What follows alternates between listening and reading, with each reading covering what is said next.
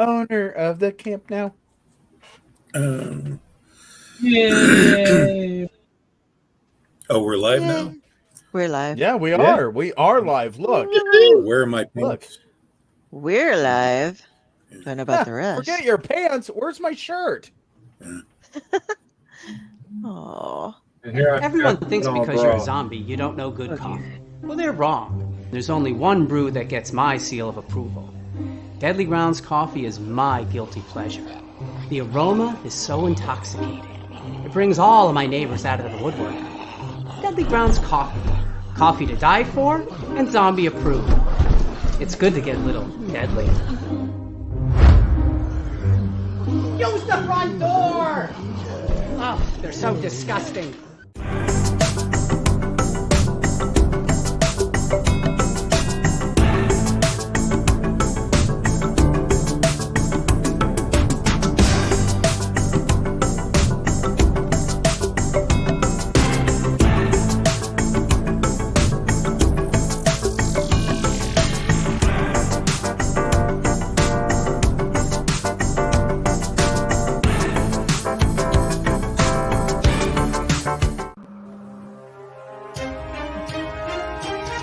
The Dorkening and all affiliated shows are not intended for anyone under the age of 18. The following may contain discussions or scenes that have adult situations, graphic violence, nudity, strong sexual content, and graphic language. This show is intended for mature audiences only. Viewer discretion is advised.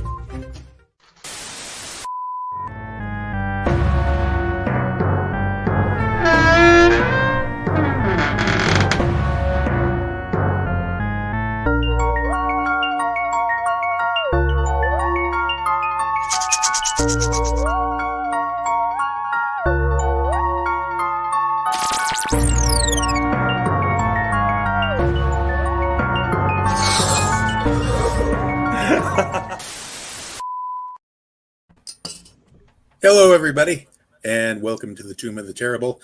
I am your Uncle Necro, and tonight we're visiting everybody's favorite campgrounds that features everybody's favorite lovable slasher, Angela. Spoilers. We are talking about... Sorry about that, Del, but we are talking about Sleepaway Camp, but to be fair, this is a 1983 movie, so if you don't know that, that's not really the twist that got everybody's panties in a bunch, if you will. So tonight with me, we have Pyle, we have Del, we have Bill Pro saying hello to everybody. Friday in Chaos, and then Ran is, of course, with us. Well, So, it's AH, so it's still Ron. Ron? Aww. Ron? Ron. Randaran. Ron! So instead of Exactly. Ron, it's Ron. Like you just woke up. Yeah. Ron. Okay. So, if you're not familiar with Sleepaway Camp somehow, let me go ahead and read off what we got. Ricky and his introverted and shy cousin Angela, who has been living with Ricky and his whacked out mother since his father and brother were killed in a boating accident in the first reel. They are sent to a camp for the summer. It's Angela's first time there, and once she and Ricky arrive, she's immediately picked on left and right because she's introverted and shy because, damn kids. Despite all the unpleasantness, little Angie manages to fall in puppy love for the first time. Oh, and someone on the camp premises is on a killing spree, giving new meaning to the phrase disposable teens. Wackiness doth ensue, as well as one hell of a twist ending for 1983. So, show of hands, how many people have seen this for the first time? Oh, okay. So, really? Friday, this was your first time? I thought this was something I you've seen honestly before. don't remember seeing it ever. Really? It seems like Okay. it's something I would have seen, but I don't remember at all. Okay. Pyle, when was the first time you saw this? probably about 10 years ago when I was first dating what is now my wife, and Does she I know? don't know. No, she has no idea because she Okay. looked at me and she goes, "We've watched it before, but I ain't watching that damn thing again." I don't think that's what he meant, Pyle. Okay. Oh, But she knows she's your wife. oh yeah. She claims me. She Okay. does. Hmm. She doesn't Okay. claim half the crap I do, but she claims me. Fair enough. Chaos, this when was the first time you saw this?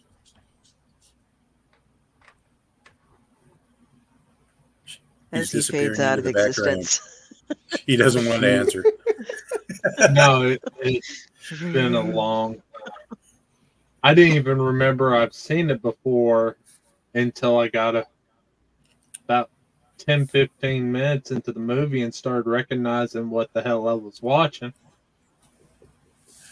Does I everybody have honestly amnesia? completely forgot that this movie existed. Is this what this So we movie went to is? watch it. Wow. Is this what this movie Yeah. is, where basically you watch it and then immediately your brain goes, nope, we're just going to wipe it all out. So it's really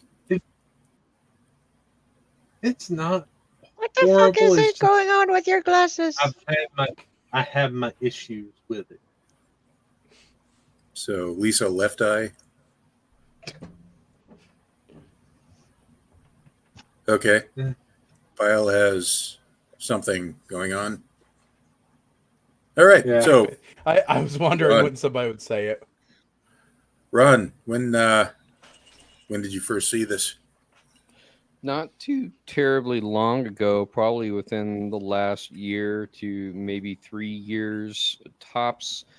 Since I work from home a couple of days a week, sometimes I'll put on movies in the background for some background noise while I'm working. And this one, I believe, was on Amazon Prime at the time that I watched it. And I only watched it because I remember it's one of those like cult classic type of movies. So I was just curious about it. But like you said, it's one of those movies where your brain shuts down and then you just can't remember anything about it because it doesn't leave a lasting impression. And that was kind of the case. I had a vague recollection that I believed I had seen it, but it had been so long that I really couldn't remember anything about it until I watched it this time. But I already knew the twist of the movie, so I was trying to pay attention to like some of the other details to see if there was anything that I had missed from the first time. And to be honest with you, no, I don't think so. It still gave me the same impression that it did the first time I watched it. Okay. Well, as for me, I was aware of this movie in the 80s because I kept seeing the videotape box for it displayed at the Applause Video in Fremont growing up, and then always in the Blockbuster Video. Whenever I got off work late at night and they were still open, I would grab a video to watch later. And just one night, I think it was like 1999, I just decided, what the heck? I'll give this one a watch. Because up until then, I'm thinking, I'm a fan of Friday the 13th. I am good. So I watched it, and I am surprised that, I do have to let everybody know that somehow, all of these years, I was never in on the big twist ending. That was the first time all I knew about was, it's a sleepaway camp. Somebody's killing everybody. It's corny, just a corny, schlocky, fun cult classic. Nobody told me about that twist ending, to which I went, okay, that makes sense. Especially when we get the flashbacks and how wacky that ant really is. But we'll get to that. So let's start off with what we what we liked about the movie. I can see Del looks like she's chuckling a bit. but we're starting with Pyle. So we'll start with you there. What did you like about the movie?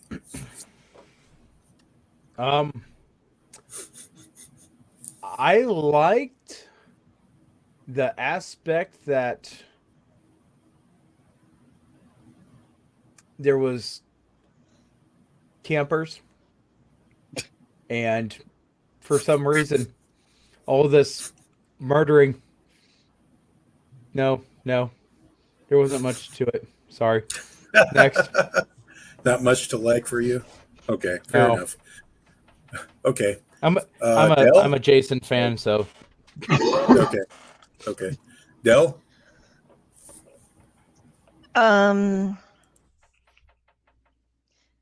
Yeah, there really wasn't much to like about it.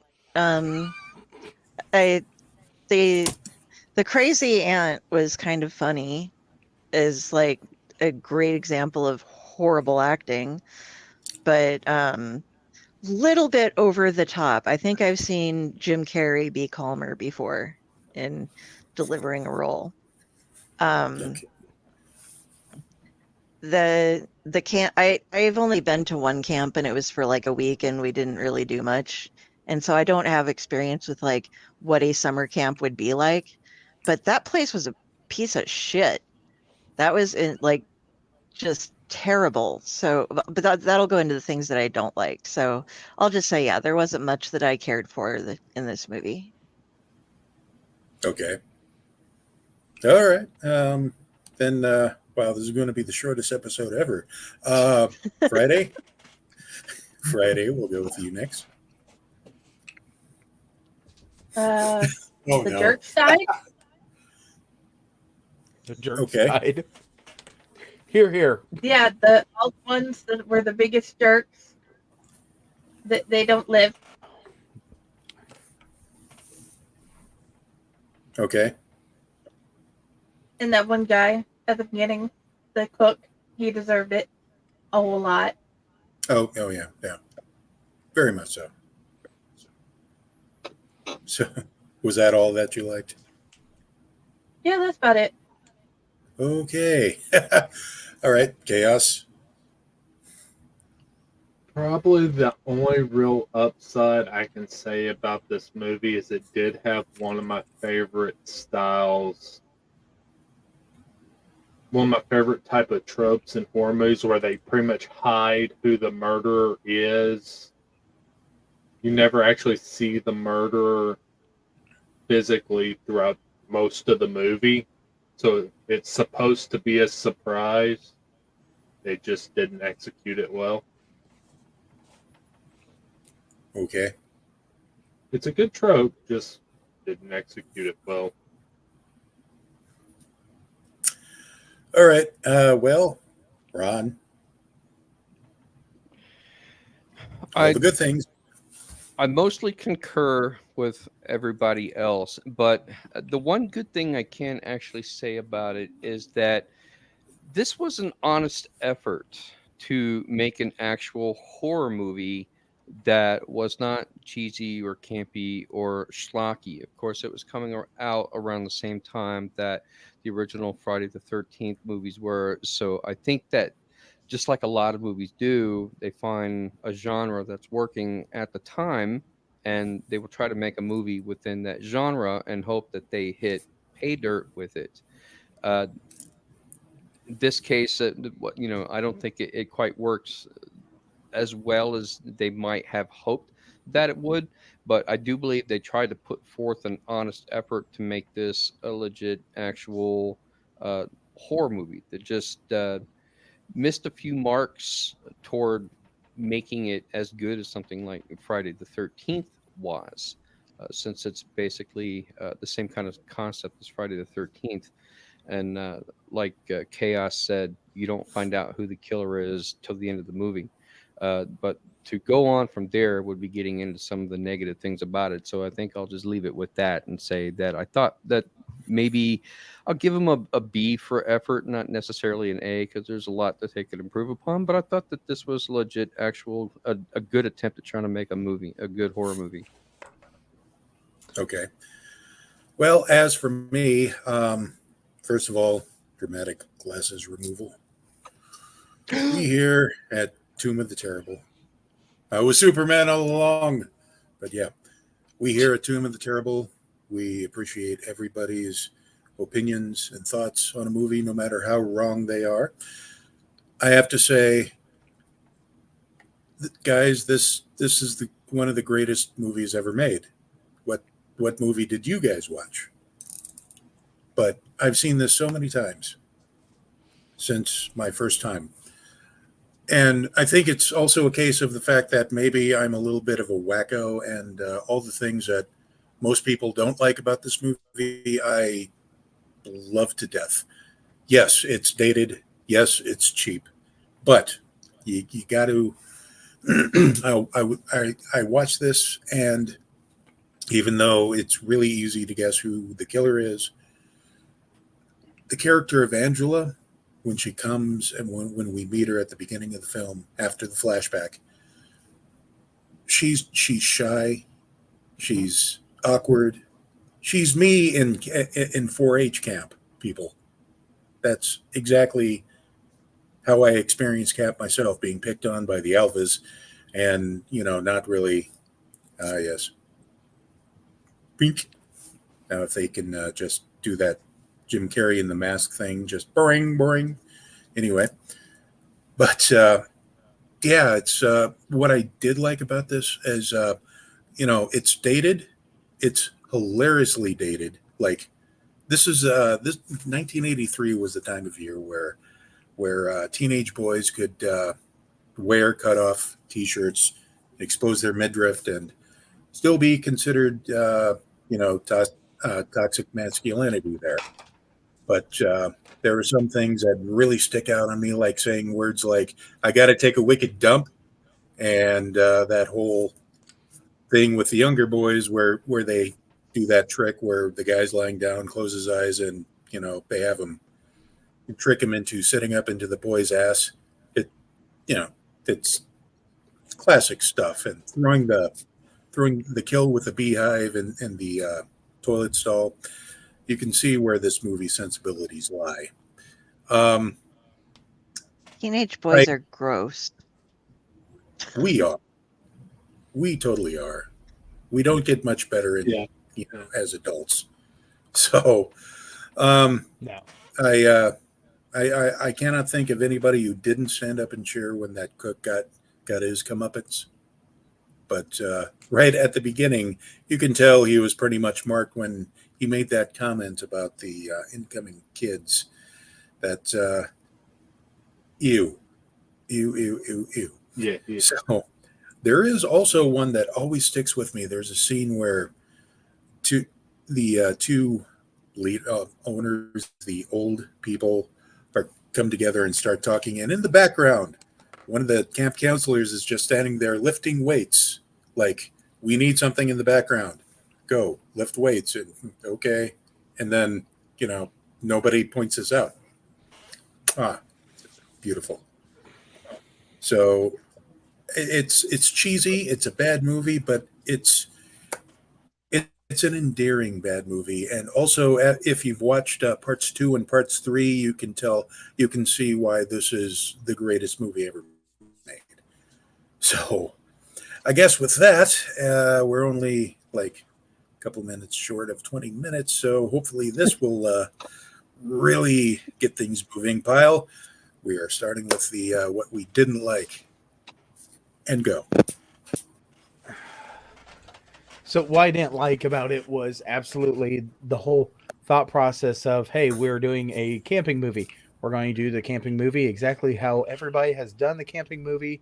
We are going to go ahead and make it where one person is absolutely the target, and this target finds a way to go after everybody. But my absolutely favorite series is Friday the 13th. So I'm taking all that stuff and looking at it and going, oh my gosh, this was a movie that played off of that, which I know that we do watch movies that play off of other movies that take similar ideas and we go on with it. This just seemed like every single thing that was in a type of murder that has been already done. That was the one thing that I really didn't like. It just seemed like, oh, well, we'll take it from this movie or we'll take it from that movie. And I rather seen something that was, a little bit different in the aspect of, hey, this was done a little differently. I mean, the shower killing scene, cutting straight down the back. I've seen that one done before. And it might have not been a camping movie, but I've seen that one.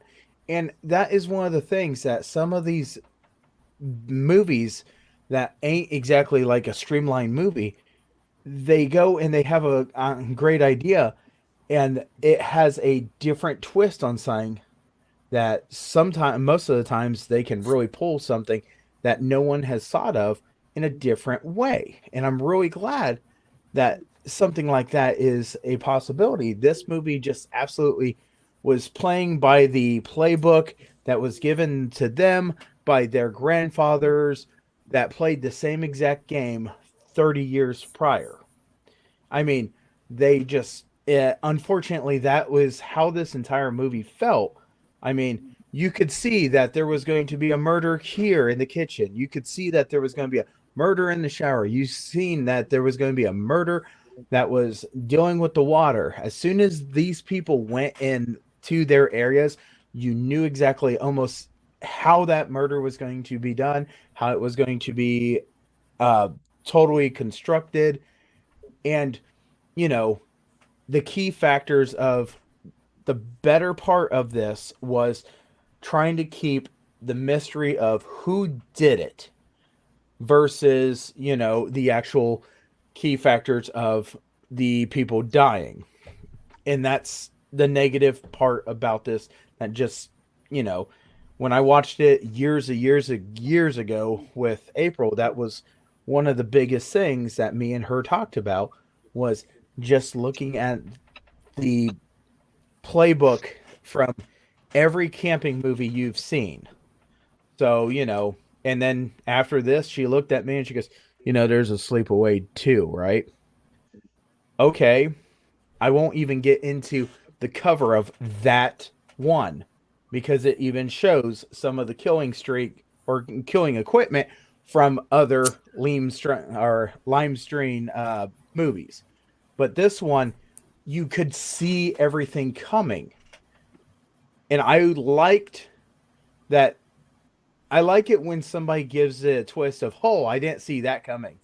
The overacting on, you could tell who was going to be the one that was going to get killed because the overacting, it seemed like their overacting would get higher and higher and higher as it went along to, hey, you're going to be the one that dies next because your overacting is coming out even more. So, yeah. I mean, that's how I read it or looked at this the first time and watched it again. And I was like, yep, nothing changed, did it? All right. All right, then we'll move on to Dell. Okay, I guess there was something that wasn't horrible.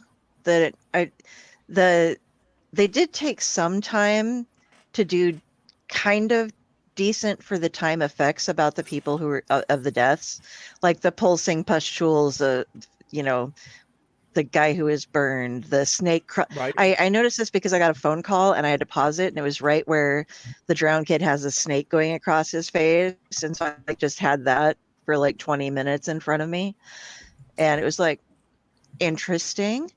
I think they were a bit overdone. The bees, I would have preferred wasps because they're more vicious, but all of them were dead weird, except for the back one. That was just kind of like, that was a really smooth slice, but so that was something that wasn't absolutely terrible. But yeah, I just first of all, and maybe you guys can explain some of this to me because some of this confused me. Wasn't the camp the same camp that they were at when the accident happened? Like they were watching across like, oh, hey, can we ever go to that camp? Oh, maybe.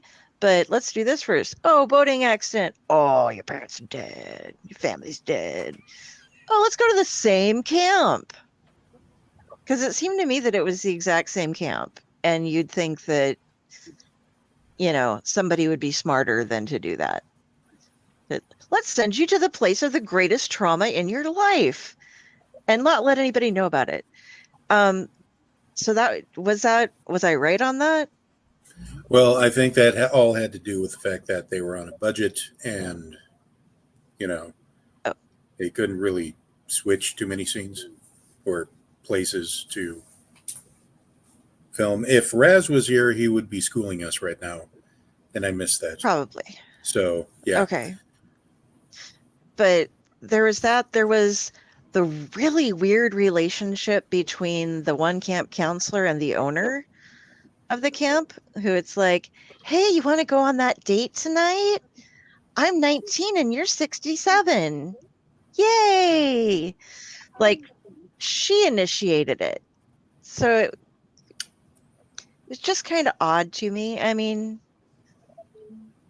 some of those things. The one interesting thing that I learned while watching this was that Robert Earl Jones, who is the father of James Earl Jones and Matthew Earl Jones, as well as the grandfather of Flynn Earl Jones, apparently really like to keep Earl in their names. He's in the movie, by the way. I wonder Robert Earl Jones, that is. I wonder if they listen to a lot of Steve Earle. I don't know. I don't know. But he was, he was in the movie, and you go, I kind of recognize that guy. So that's why. I expected more when I saw an Earl Jones. And maybe they should have had him in it for longer, but I don't know. It was, I didn't enjoy the play out with all the cooks and how unhygienic their kitchen was. That was just gross. And I don't know, like, I guess I said, I'm not familiar enough with the camping activity things where, I mean, it just seemed really cheesy. Oh, you don't like doing things, so we're just going to fuck with you. And snotty bitchy girls. And seriously, they don't have anybody doing security after so many people keep dying to keep the kids from going out and doing stuff. I was wondering also if were parents pulling kids from the camp as things were going? Because they're like, how many kids are we down to now? And they're like, oh, we need to combine them into different bunks. Did that many people die that I missed out on? Or was it people were getting sucked out of the camp as well? Because I didn't think that like losing 4 or 5 people would make you like, oh God, I can't remember how many there were, Possibly something, parents wanting to take their kids out. I don't know. Okay. Well, that was just the things that confused me and the interesting things that I saw. That's my take on, and the ending was just like, yeah. Okay, a little bit. I did get caught off a little bit, but I was 99% right on both aspects of it. Like at the very beginning, I called it exactly right. And then through the rest of it, I was like, there's something just not quite right with what I thought, but I was right. So, yeah. Mm-hmm. All right. So, and is that was there anything else you wanted to add there? Or? Nope. That's pretty much it. Cool. And apparently Ron wants to go next. People have switched. I had nothing to do with that. I don't know why it switched. Neither do I. I did that. I want to hear what Ron has to say. Oh, she wants me to go first before she goes. Okay. All right. Well, Ron, take it away. A lot of the things that Del said, I caught that as well with kids leaving the camp, but stuff like that can be attributed to like if one death, and then of course you get the cop there. other kids are going to call their parents or write home about it, and the parents are going to show up and take them away from the camp. So yeah, it's possible that you could be losing kids from the camp. So I feel like if that's a rational explanation why you keep losing kids and some will still stay. So like things like that to me are very minor plot points, which they don't really affect the overall outcome of the movie. The issues that I have with it are more blatant, that while they don't necessarily show who the killer is throughout the movie, at the end, when you find out who the killer is and the twist, I suppose, then it makes a lot of things not make sense. For example, let's take the first incident with the pedophile cook in the kitchen when he gets scalded by the pot. That is the biggest damn pot of corn I have ever seen. If you know, when you require a step ladder to get to the top of the pot to stir your corn, perhaps you need to rethink your kitchen setup. But that's beside the point. The fact that now that we know who the killer is, when you look back on that scene, it makes no fucking sense whatsoever, because you have this giant burly man who handles this giant pot of corn who cannot overpower his assailant, who's just a little kid. And in this case, we'll go with Angela. Spoiler alert, I guess. Just a little kid. So you're telling me that this giant burly man can't overpower this little kid? Okay, now my question is, if he saw who the assailant was and he's on the step ladder, why didn't you step off of it? Why didn't you just get off the ladder? Why are you trying to brace yourself? That makes no sense to me whatsoever. But okay, I guess for the sake of the movie having to happen, then that's what's going to happen. I feel like all of the death scenes in this movie really could have been avoided if the people had been smart. The kid under the boat, well, his feet must have been touching bottom, or else he had to be treading water. If that was the case, when Angela popped up under the boat, it's like, oh, it's you. Why the hell didn't he just swim out from under the boat and just walk up onto shore, and could have completely avoided that whole situation? Maybe she would have killed him in a different location, but it doesn't matter. It was a completely avoidable situation. The scene with the shower, where it stabs through the shower curtain and then up. How does a 13-year-old girl have enough strength to cut through flesh and ribs and make a seamless cut like that without any jerking or jarring or tearing?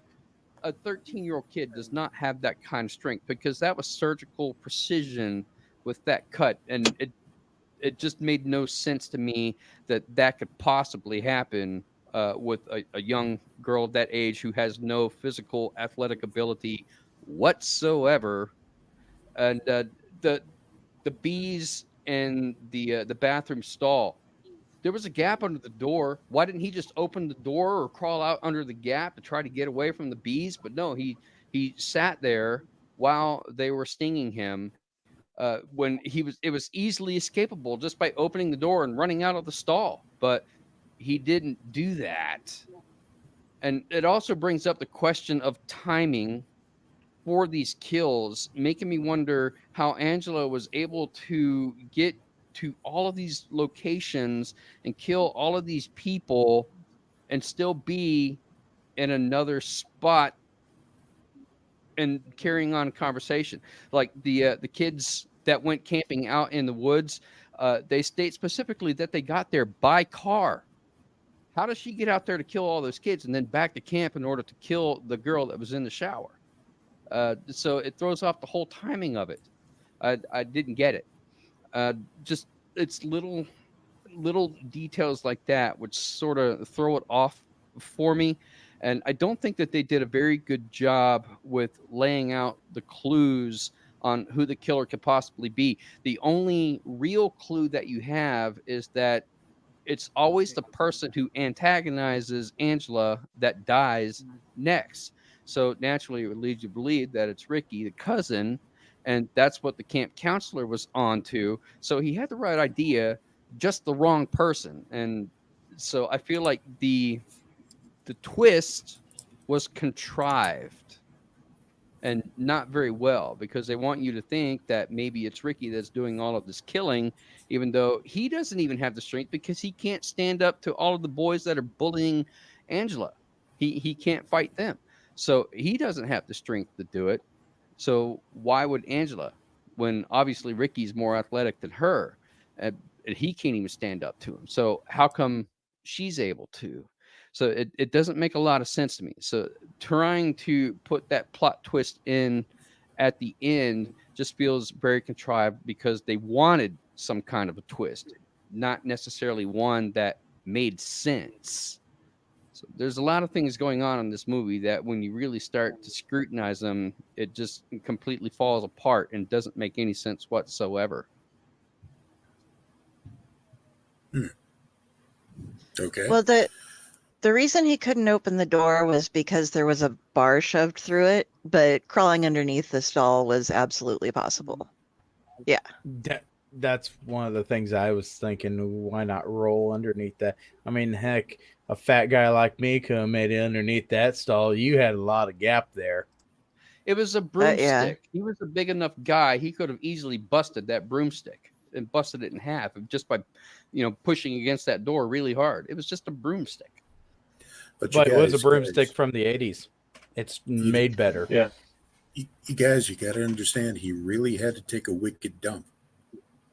Then Yes, I don't know if you've ever been in that position, but it takes a lot of, it saps a lot of your strength, something like that. So, I mean, and Pyle, I believe you had something about a curling iron. What's up with the curling iron? How did she kill her with the curling iron? It doesn't even show nothing. All she's seen was she grabbed a curling iron. I want to know how she killed her with that curling iron. I mean, and then she just takes the body and dumps it over and slides the bed back. I'm okay with that. But for me to be happy with this movie, I wanted to know how in the heck you killed somebody with the curling iron. Where did you shove it to get the hands to go like that? I mean, you had the pillow, you put it on the face. It wasn't smothering the person. It was quieting the person. Where did you shove the curling iron? Well, and it was open, so it was clamped onto something. I know. I want to know. Curling iron went. They didn't show that body. Honestly, I want to know how they did the killing with the curling iron. That's the only thing about this movie. I was just like watching it, and I remember watching it the first time, and I got to that part, and I was like, this is how I thought the first round.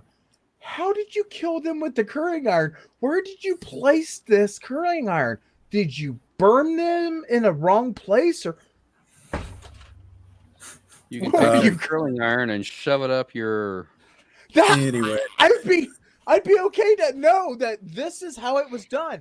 In other horror movies, they have done horrible and terrible things to people, and they have been like, "Oh well, we just took this rod and we just shoved it right through this person." Did you take the curling iron, open it up, and stick it in? Well, this one time at Sleepaway camp.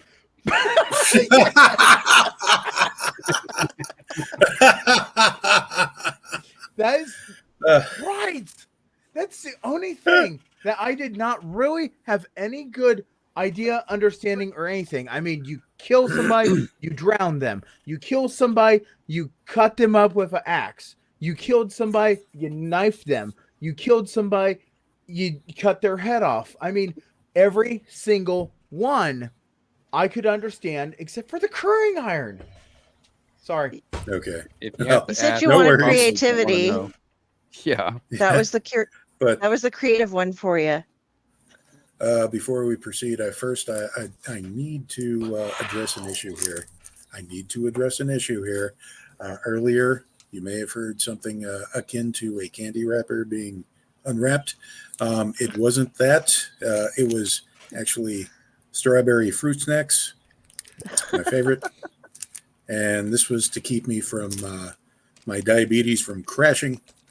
So there we go.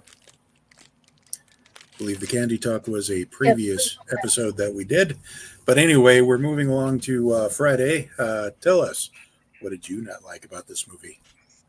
Is there a curling iron?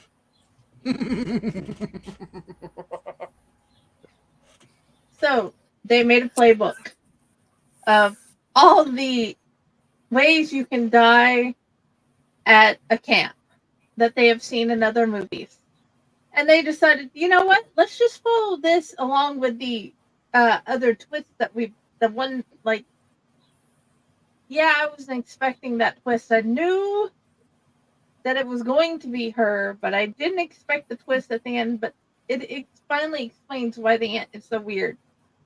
The ant is overly weird.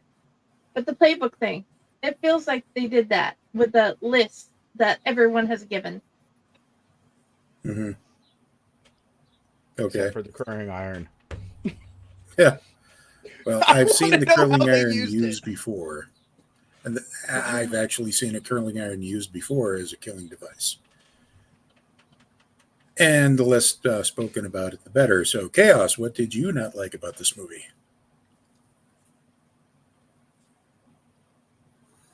Just the predictability of it. I mean, even the twist at the end is predictable if you paid enough attention at the very, very, very beginning when the family dies. Mm-hmm. Because the So, child is actually just floating there, just floating there in the water. yeah. Yeah, they only Well, got the back of the kid's head, but mm-hmm.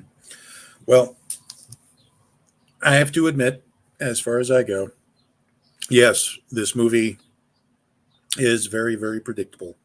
It's very, very cheap looking. And there are more plot holes.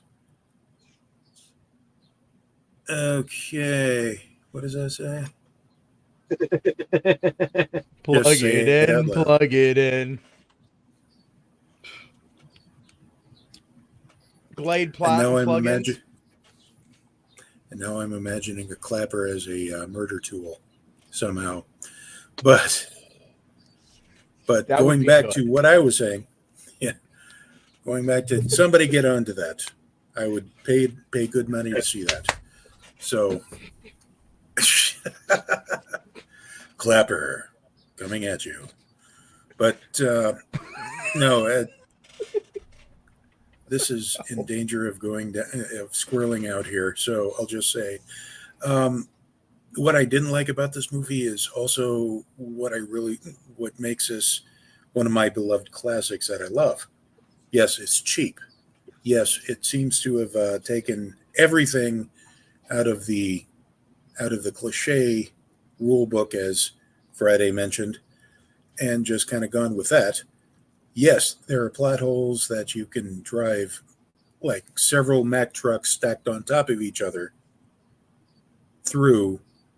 And my biggest question, I'm surprised nobody brought this up, was how did she remove the boy's head at the end? I mean, just heads right off. And from what I understand, she did it with her bare hands. So my theory, here's my theory.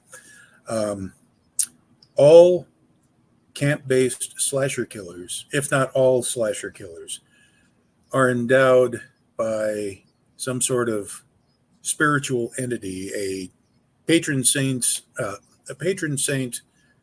or god, if you will, of slasher killers, that endows them with unbelievable strength and agility to be able to rip people's heads off with their bare hands, even though they're 13, cut through everything with the magic knife. It, no matter what knife that they pick up, it'll be endowed with the ability to slice through like Wolverine's claws through butter, and the ability to make it on foot from one place to another that you would normally need to drive in a car to get to, and also breathe underwater.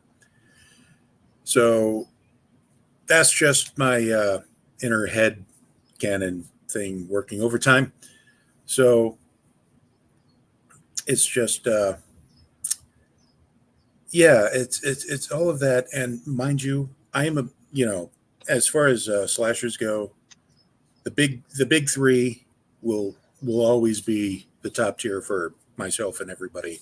Friday the 13th, Halloween, the Nightmare on Elm Street series, bar none. And you can even make room for the Hellraiser series, but that's kind of in a different category altogether. There are, however, there's an entire, like, especially in the very early 80s and the last part of the 70s, the early 80s, where there was just a glut of really cheaply made slasher movies that came out, that if you explore it, it is mind-boggling how many of these came out. And for a turd like Sleepaway Camp to rise to the top, like much like the cream of the crop, is the fact that I've seen so many of these. And I remember Sleepaway Camp specifically out of everything. No, it's not top tier. It's barely B tier, but it's it's all the bad stuff that makes it good for me. I don't know how else to put this, but yeah, it's one of those things we're just going to have to agree to disagree. But I understand where everybody's coming from, and let's see. There is a bit of well, Del, did you want to address what I'm saying? Yeah, I Okay. I kind of figured it out as I was writing the question out. But there is a scene where the boy goes to kiss Angela and like starts trying to unbutton the blouse and no and runs away. And then there's this like cut off flashback scene, that alternates between two of them, and it's little Angela and the little girl sitting in bed, and the boy keeps slowly reaching out like he's going to poke her. And then it jumps back to the two of them sitting and giggling while they're watching their dad and his male companion in bed together. And they like giggle and then giggle. And I was trying to figure out, like, at first I was like, oh, she just, doesn't want to be touched because of this. And it reminded her of this. And then like looking back on it now, it's like, okay, was it just because like that brought forth memories of like, oh, my dad was gay, and now if I kiss you, that makes me gay or something. It was just a very strange time it was just a very strange thing to have thrown in there, because it wasn't necessarily the best time for gay people in the 80s. Right. It was a little rough right there. So, but they didn't play it off bad, but it was just kind of, what is this here for? And unless it was just to be like, am I like my father or something? Maybe I'm just like but yeah, so I didn't know if that was like, it's one of those in retrospect kind of things. Del, I think that scene is there because it explains why Angela may have been attracted to the boy to begin with, because once you find out the plot twist, it kind of makes that make more sense. When you find out that, all right, so elephant in the room, Angela's a boy because the aunt was weird. And I don't have any idea for that backstory of why the aunt was the way that she was. And it's very loosely explained. But I think we're forgetting the bigger picture here. is Angela is traumatized from the events happening at the beginning of the movie, goes all this time without speaking a single word, and then it's one boy that shows her attention, that treats her with some bit of respect, that causes her to speak up, and nobody's like, oh my god, she spoke, like, this is great, maybe now we can start communicating. No, they doubled down, and now that she's speaking on a regular basis, they just get even more nasty toward her. And so I think that she likes this boy, even though she's supposed to identify as female. And I think that they threw that in there with the two men, being romantic with each other to sort of explain why she would be interested in this boy, because she's a boy.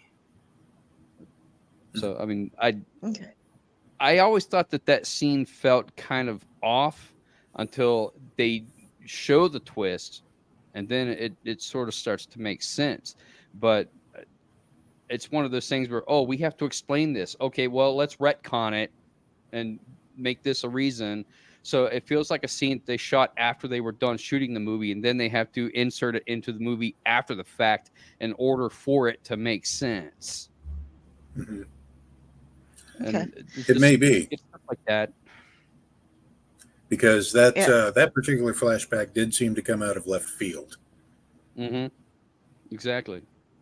So, Del? And then one other thing, as far as, okay, here's the catch ending, but then it just stops, and changes the colors. So it was like, well, I would have liked a little bit more follow-up than that, like at least somebody getting a blanket wrapped around them and walked. Well, I guess there was nobody to do that too, because he didn't have a head, but some sort of wrap up beyond just dun dun dun, and it's over.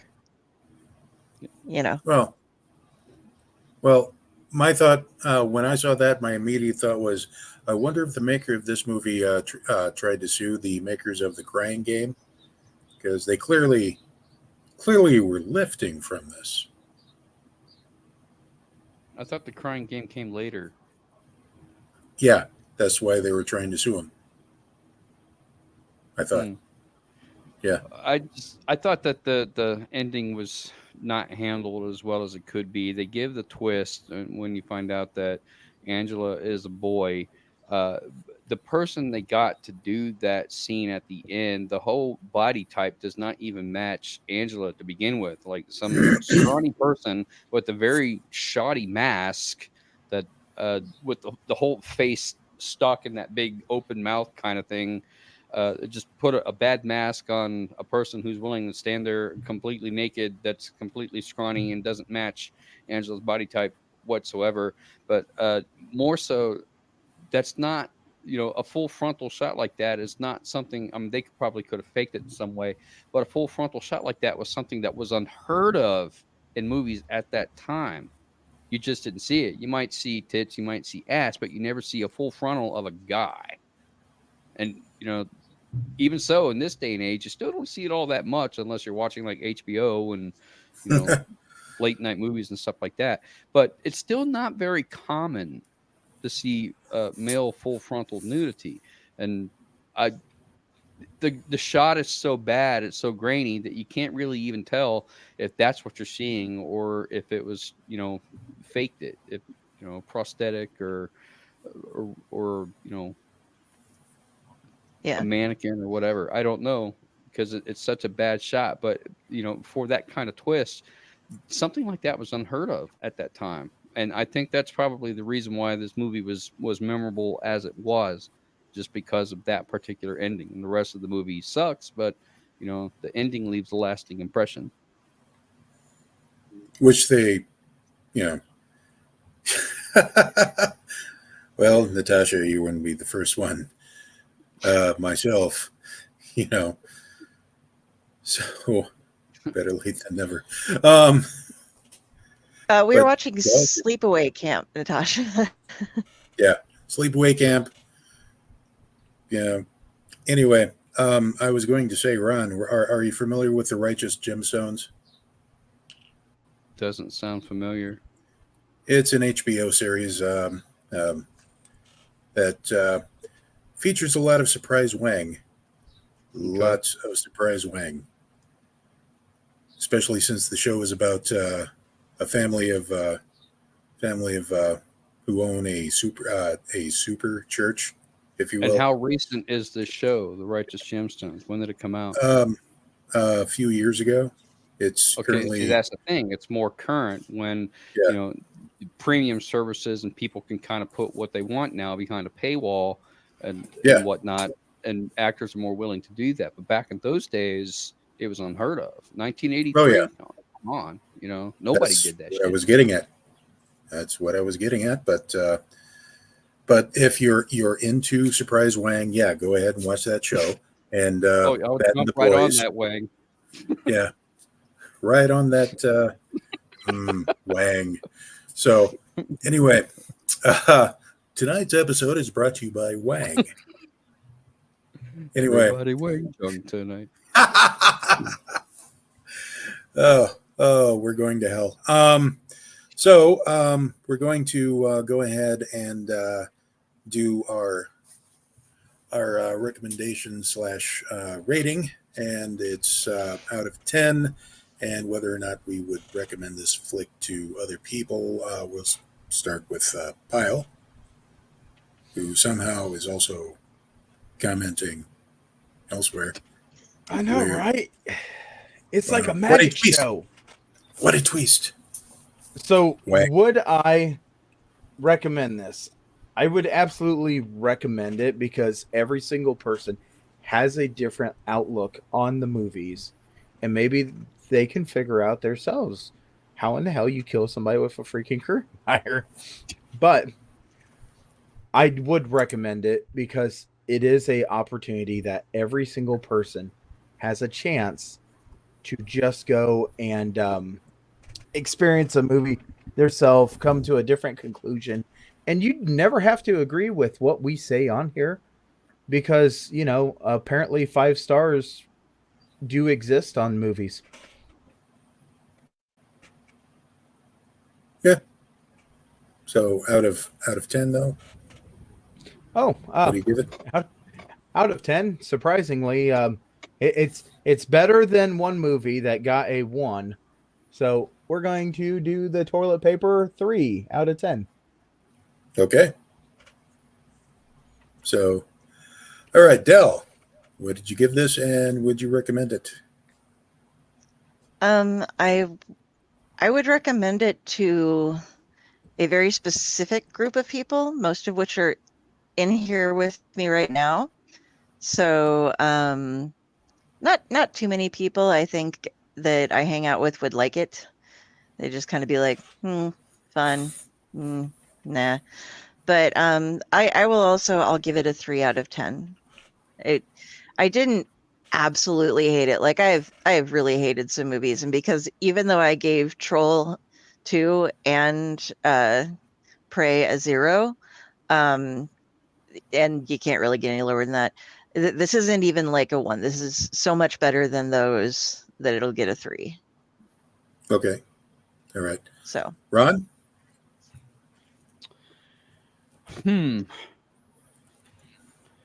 I still don't like this movie as much as House of the Dead, which I gave a 5. I think a 3 is fair.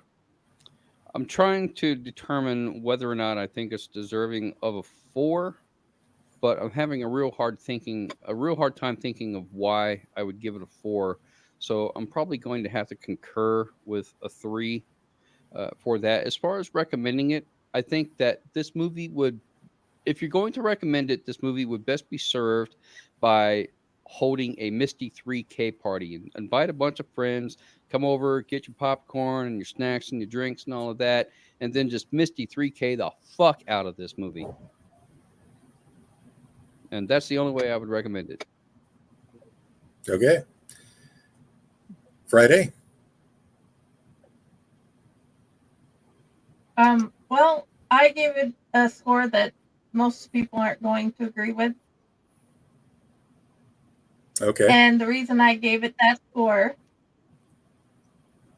is I've watched a whole lot of horrible movies lately. A whole lot of horrible movies.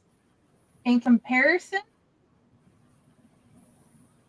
it's a movie where you can see they put a whole lot of time into making a rule book. And they tried, even though horribly, they did make a movie that matched the rule book. And the effects weren't as horrible as you would expect from a movie at the time. So I give it a 7 for being better than a lot of others I've watched. Okay. Okay. Would you recommend it? So I have this Tomb of the Terrible group that you probably noticed I made you admin as well. And I put all of the stuff there. So yes, I invite everybody to go find the link and be a part of our Tomb of the Terrible Facebook group and come enjoy all the bad and terrible and just talk with us. Please. That's where I put all the links to the movies. Okay. Wow. So, Chaos, what say you? I generally have to give it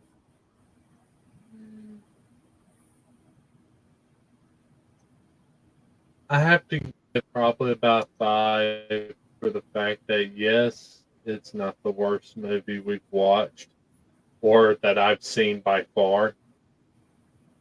2, they did put some effort in it. And 3, it had one of my more favorite tropes when it comes to horror movies, where they pretty much try and hide the murderer through the entirety of the film. Okay. Do you recommend others to watch this? Would you? Oddly enough, yes. Hmm. Because, as I said, it's not the worst one I've seen. And yeah, it's Okay. not bad in comparison to some of the others. Okay. Well, as far as I go, and this may surprise a lot of people considering how much love I was slathering this on here, much like boiling hot water on a pervert. I would give this a 6. Now, I'm doing this in general, comparing it basically as far as a slasher movie goes, compared to, say, the classics out there. This would rank a 6. However, if we were ranking this against the 5 sequels to this, there are 5, 6 altogether. This would definitely be a 9 compared to those, especially the first 2 sequels after this, where they, instead of, oh no, usually we just do the first one and then we show mercy by not, oh dear. Okay, I guess I was too distracted by one of the other movies that is my absolute favorite bad movie, but yeah, we'll get to that in this in the near future. But would I recommend it all the time, especially to those who are like, Friday the 13th is so stupid, it's so predictable. I'm like, have I got a movie for you? You'll be seeing that and various other popular franchises in a way different light after watching the first Sleepaway Camp altogether. So now what we're going to do is we're going to go ahead and pay some bills. And when we get back, we are going to read some 5-star reviews, and then spin the updated Wheel of the Terrible for everybody. See where we're going to be tortured, but go ahead and roll the thing. We'll be right back.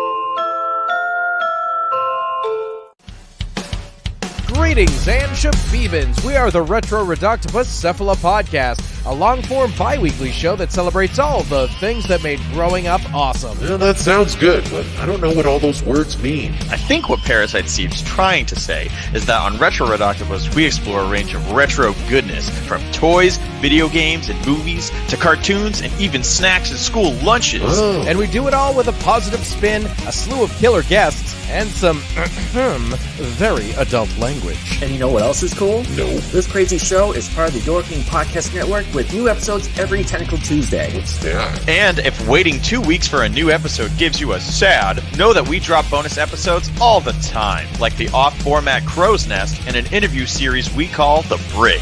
You can listen to Retro Reductibus on Apple Podcasts, Spotify, Stitcher, or any app that's cool enough to carry the only show that celebrates all the things that make growing up awesome.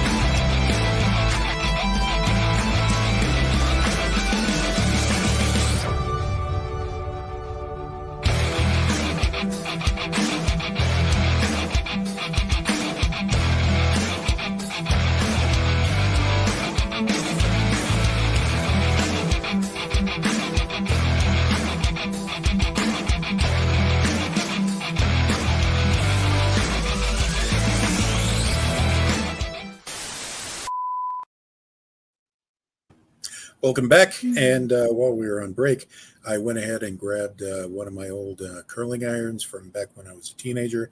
And yes, I tried it, and yes, that would make for a very uncomfortable killing mechanism. Moving along to the 5-star reviews. Try to get that mental picture out of your head. You're welcome. So we're going to start with.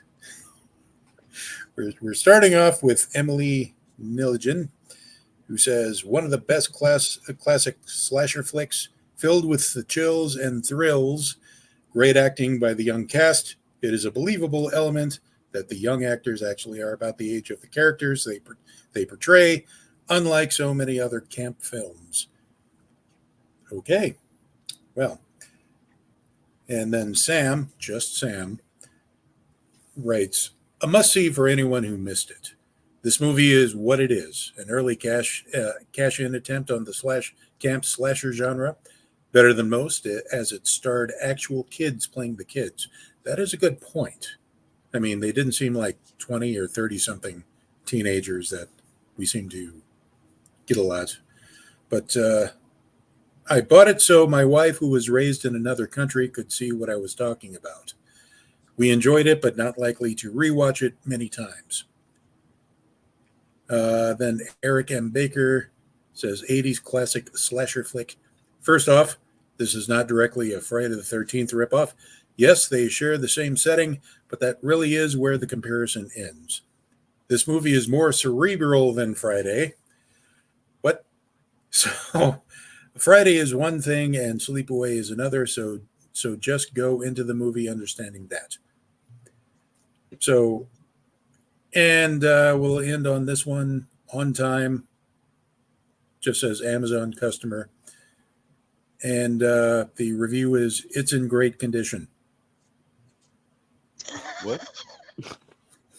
So I'm guessing they're talking about the DVD that they bought. I don't know. No, That they were makes talking sense. about the curling iron. It was in great okay. condition. So is mine. You don't want to know what I just curled. But in any case, I loved the movie, but I'm also not delusional. So, moving along, let's go ahead and give that Wheel of the Terrible a spin. And Dell has filled it up with some new ones because we ran out of the ones we had the past couple of seasons. Yes. So, And I haven't overfilled it because we just made a snap decision that based upon all of the ridiculous Amityville spinoffs that there have been made, that come fall season, we're going to do an entire season of just really bad Amityville ripoffs. So I'd had one on the wheel, so I took it off. So I have an uneven number on there, but that's because you are going to get spoiled rotten this fall, like and a pumpkin. just to curtail all the emails, I wasn't the one who helped make the decision here, so it's Dell's. It's talk fine. to Dell. Totally. So All right. anyway, what do we got?